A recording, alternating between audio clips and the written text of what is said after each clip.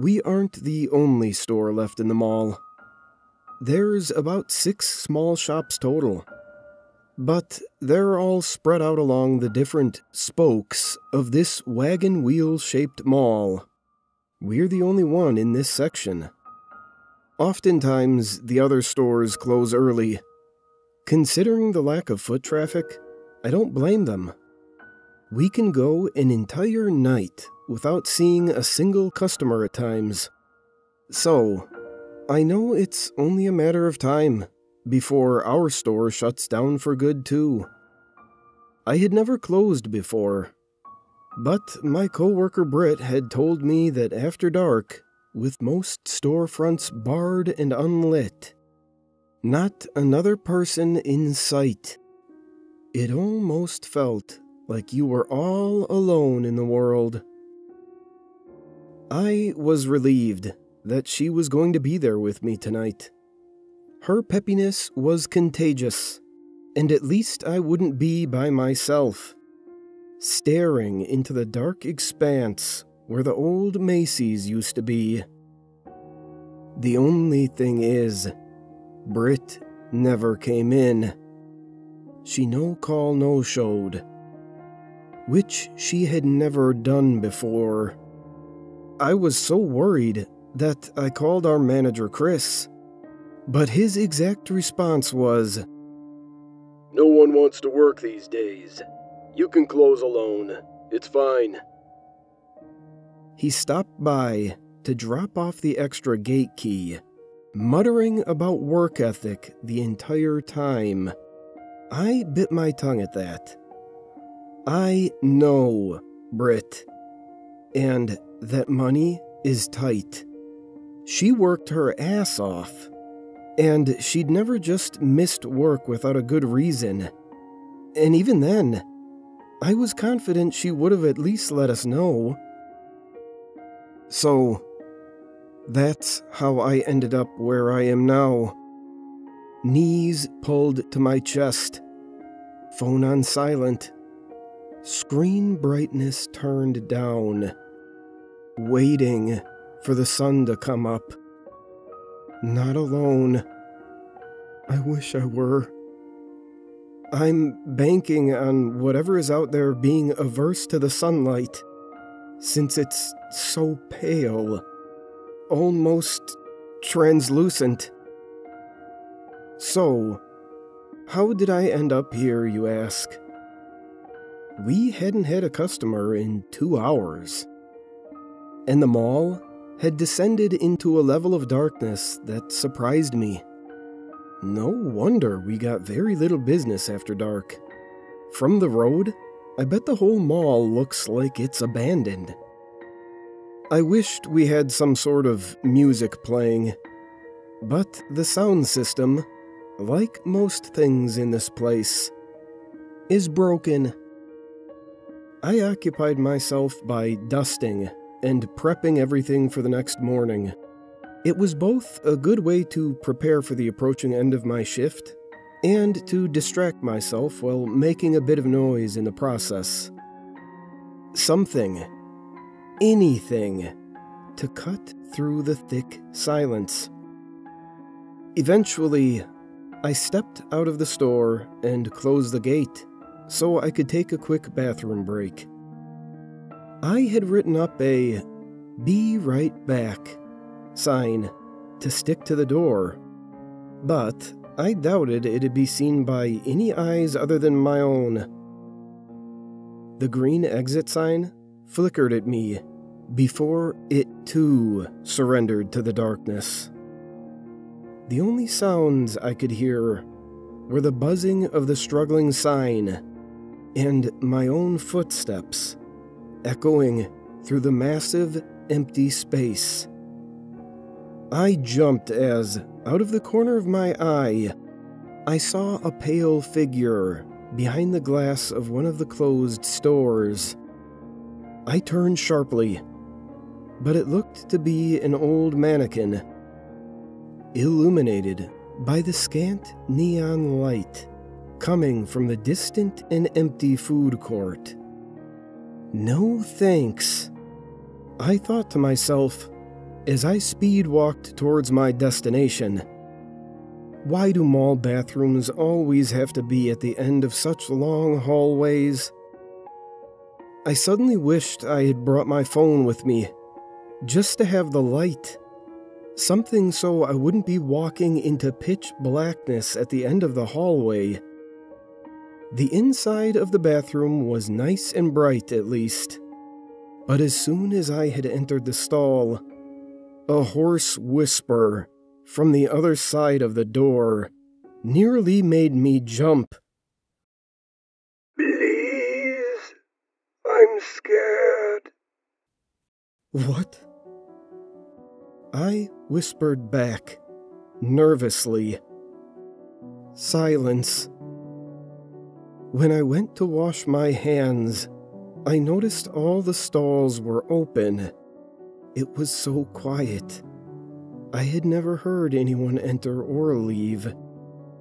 I thought I heard a choked-up sob from behind me, but chalked it up to my overactive imagination. The one downside of the bathroom being so well illuminated was that it made the hallway feel even more eerie once I entered back into the darkness.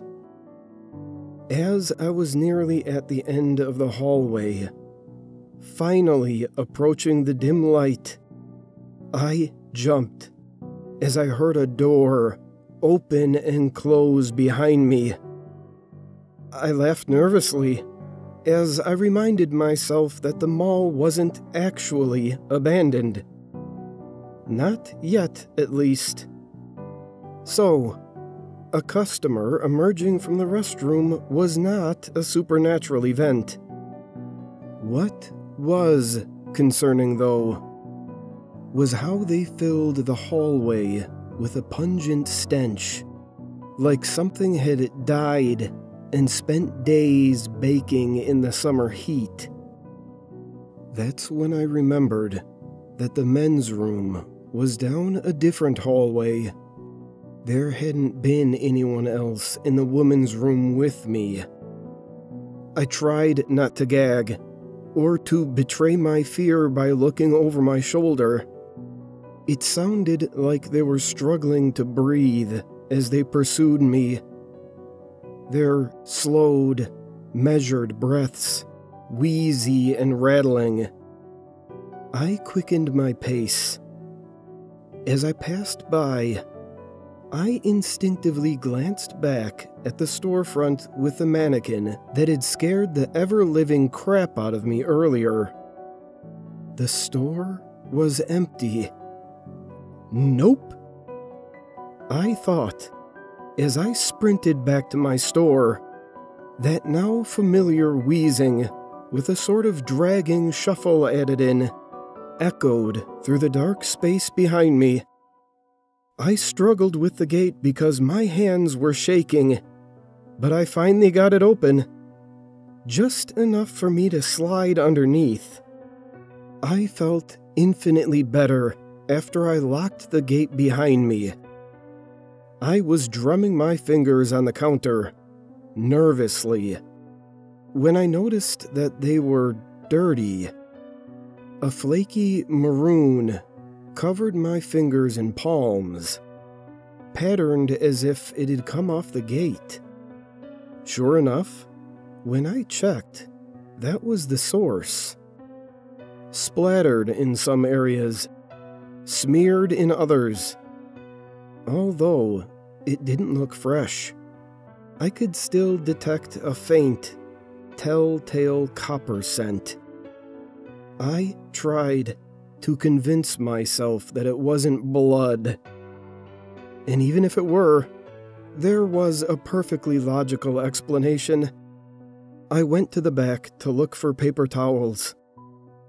I was not going back to the bathroom. I'd been back there for a bit, and had, for the most part, regained my composure.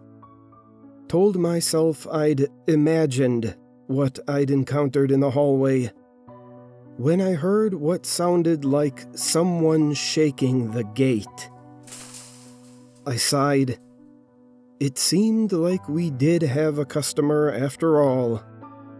There was no one there by the time I'd dodged boxes and supplies and made it back to the front. If they called and complained to Chris, I knew I'd never hear the end of it. I did feel guilty, too. I always strived to provide great customer service. I was just so unnerved that I was off my game. "Hey, I'm sorry. We're open." I called out softly to the darkness beyond the gate. Silence was the response. Although I thought I could hear that faint, rattling wheeze again. I craned my neck, angled my body so I could see further down the corridor. I could make out the tall, pale figure of a mannequin in the distance, inside. I assumed that someone from one of the other stores, who likely also had far too much time on their hands, was pranking me. But the longer I stared at it, illuminated by distant purple neon light from the food court, I realized that its arms and legs were too long. Its torso was too short to resemble any mannequin I had ever seen. Pale arms ended in long-fingered hands, dark, stained. The exit sign it was standing under chose that moment to feebly attempt to flicker back to life. With each flicker of the weak green light, I got a better, brief look at its face. While it seemed to be focused on something off to the side, I could make out slits for a nose and a long, wide mouth smeared with something. No eyes, just smooth, pallid flesh where they should have been. I jumped back and let out a gasp. In my haste, I accidentally rattled the gate loudly. Its head instantly jerked in my direction. Shit! With each flicker, it was just a bit closer. I ran back and did my best to jump and clear the counter, but instead hung my foot and loudly crashed into the display behind it. My khakis were torn, and I'd left a small trail of blood. I just know Chris is never going to let me hear the end of it for knocking over the display and bleeding on the merchandise. I can't see it, but I know that thing is still standing there, because every so often I hear its wheezing, low, guttural.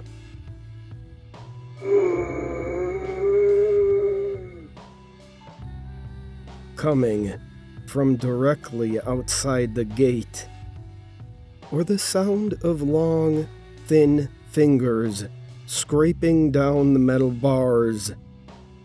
Maybe Britt didn't no call, no show after all.